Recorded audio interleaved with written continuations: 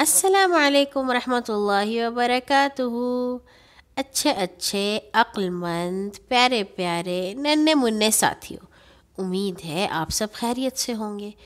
اتنی ٹھنڈ میں اپنا خیال بھی رکھ رہے ہوں گے اور اپنے ارد گرد کے لوگوں کا بھی۔ تو چلیے آتے ہیں آج کی کہانی کی طرف۔ آج جو ہم آپ کے لیے کہانی لائے ہیں وہ ہے ایک چینی کہانی، چینی لوک کہانی، یعنی کہ چین میں رہنے والوں کی ایک مشہور کہانی۔ اس کا عنوان ہے بولنے والا پرندہ۔ ایک شخص نے مینا کی قسم کا کوئی بولنے والا پرندہ پال رکھا تھا، یعنی کہ وہ طوطا بھی نہیں تھا اور مینا بھی نہیں تھی، مگر بولتا تھا۔ گھر ہو یا باہر وہ اسے اپنے ساتھ رکھتا۔ ایک دفعہ وہ شخص کہیں سفر پر گیا اور وطن سے بہت دور چلا گیا۔ وہاں پہ اسے اتنا نقصان ہوا کہ سب پیسے اس کے پاس ختم ہو گئے۔ وطن پہنچنے کے لیے پیسے ایک طرف، اس کے پاس کھانے کے لیے بھی ایک پھوٹی کوڑی تک نہ تھی۔ وہ شخص انتہائی پریشانی اور مایوسی کے عالم میں خاموش بیٹھا تھا کہ پرندہ بولا،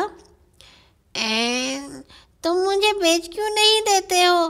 مجھے شہزادے کے محل میں لے چلو، یقیناً تمہیں خاصی رقم مل جائے گی، تم بآسانی گھر پہنچ سکو گے۔ نہیں میرے دوست نہیں، میں تمہارے سے دور نہیں ہو سکتا، میں ایسا نہیں کروں گا۔ تم میری فکر نہ کرو، پرندہ بولا، شہر سے باہر نکل کر برگد کے بڑے درخت کے نیچے میرا انتظار کرنا۔ وہ دونوں آپس میں باتیں کرتے ہوئے محل کے قریب پہنچے۔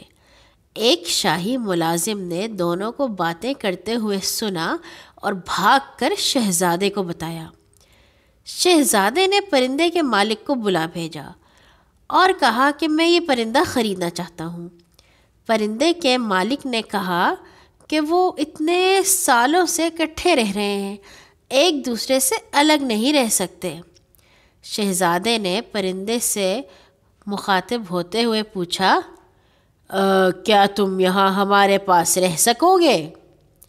کیوں نہیں، پرندے نے کہا، میرے مالک کو 10 سیر چاندی دے دو۔ پرندے کا مالک 10 سیر چاندی لے کر اداسی سے محل سے نکل پڑا۔ شہزادہ دیر تک پرندے سے باتیں کرتا رہا اور اس دوران اسے کھانا بھی کھلاتا رہا۔ اچانک پرندے نے کہا کہ وہ نہانا چاہتا ہے۔ شہزادے کے حکم پر سونے کی ایک پلیٹ میں پانی لایا گیا۔ شہزادے نے پنجرے کو کھول دیا اور پرندہ نہانے لگا۔ نہانے کے بعد پرندہ اڑ کر محل کے چھت پہ جا بیٹھا۔ اس دوران وہ شہزادے سے بات چیت بھی کرتا رہا۔ جب پرندے کے پر خشک ہو گئے تو اس نے اڑتے ہوئے شہزادے کو کہا، خدا حافظ، میں جا رہا ہوں، اور دوسرے ہی لمحے پرندہ شہزادے کی نظروں سے غائب ہو گیا۔ شہزادے کو سخت غصہ آیا۔ اس نے پرندے کے مالک کو پکڑنے کے لیے اپنے آدمیوں کو دوڑایا، لیکن مالک بھی غائب ہو چکا تھا۔ اچھا بچوں، آج کے لیے یہ چھوٹی سی کہانی، کل آئیں گے انشاءاللہ ایک اور نئی کہانی کے ساتھ۔ اللہ تعالی ہمیشہ آپ کو نیک عمل کرنے کی توفیق عطا فرمائے۔ اللہ حافظ۔